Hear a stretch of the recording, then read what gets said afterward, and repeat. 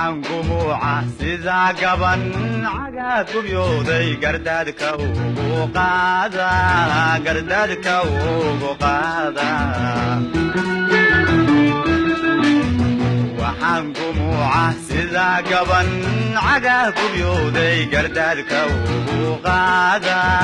قردادك وقادا Badaniyo gajiyo dibta ugu gagsanaya dibta ugu gagsanaya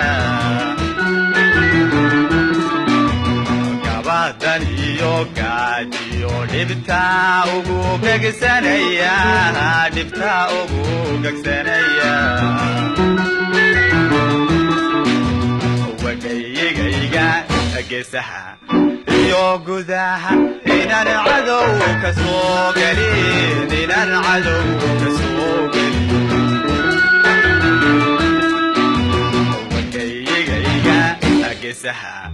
iyo gudaha inaan cadow ka soo galin inaan cadow ka soo galin uguntade allahayo uguntade allahayo hawshaygu gargaar hawshaygu gargaar uguntade allahayo uguntade allahayo hawshaygu gargaar hawshaygu gargaar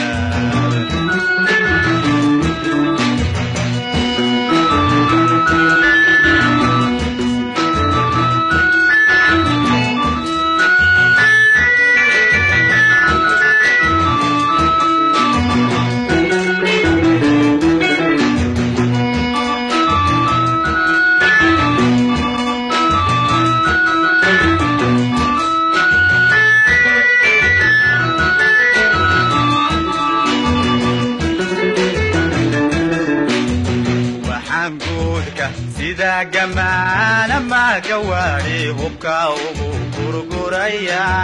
hubka ugu gurguraya waxaan guudka sida gamaana ma gawaari hubka ugu gurguraya hubka ugu gurguraya garab garasho kula orod gabalka ugu hidaya gabalka ugu hidaya garab garasho kula orod gabalka ugu hidaya gabalka ugu hidaya wagayigayga geesaha iyo gudaha inaan cadow ka soo galin inaan cadow ka soo galin wagayigayga geesaha iyo gudaha inaan cadow ka soo galin inaan cadow ka soo galin uguntade allahayo uguntade allahayo dhalinyaradan qaar waxaa ku jira master degree ah qaar waxaa ku jira bachelor qaar secondary qaar dugsi dhexe ku jira ciidankan wuxuu ka duwan yahay wax badan kaga duwan yahay noocii ciidan oo hore aan lahaan jirnay markii ay dhaxday dawladda dhexe ee Soomaaliya ciidankii Soomaaliya uu iska baaba'ay laakiin ciidanka waxay kaga duwan yihiin dalkeena masiibo baa haysata oo ah daraaga oo ah midka shacabka iyo ciidanka dhibaato u geysta oo koow ay ka tahay qijaadka iyo noocyada kale la wadaaga maskaxda qofka aan dajin dhibaateeya jirkiisa daciif ka dhiga ciidankan lagama helo nin jaad cuna hadii ay laga maqnayd maanta inaan ka fikirno tusaale noocee ah ayaa loo heli karaa dalkeennii in dowladnimadiisa ay soo noqotay ama uu ku socdo dariiqii dowladnimada waxaa tusaale u ah ciidanka dhalinyarada ay hor fadhiyo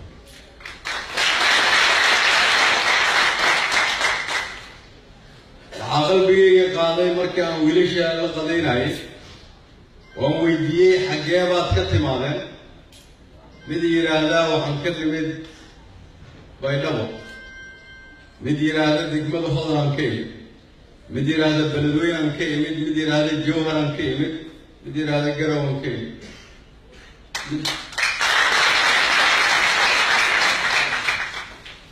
waxaa qalbigii qaaday wixii la dhihi jiray Soomaaliya, wixii la dhihi jiray sharaf iyo karaamo, wixii la dhihi jiray halyey qaran iyo dowladnimo. waxaa qalbigii qaaday wixii la dhihi jiray geesiyaashii ama libaaxyada Afrika oo ahaan jiray ciidamada qalabka Soomaaliyeed ee Soomaaliya. libaaxyada Afrika ee la dhihi jiray geesiyaashii ahaa ciidamada qalabka sida. waxaa tusaale u ah maantay waxaa horteena ka muuqda dhalinyaro Soomaaliyeed oo u soo istaagtay naftooda inay u hurto qarankooda, iyagoon gobol ka imaan, qabiil ka imaan, qoys ka imaan. mid ka mid ah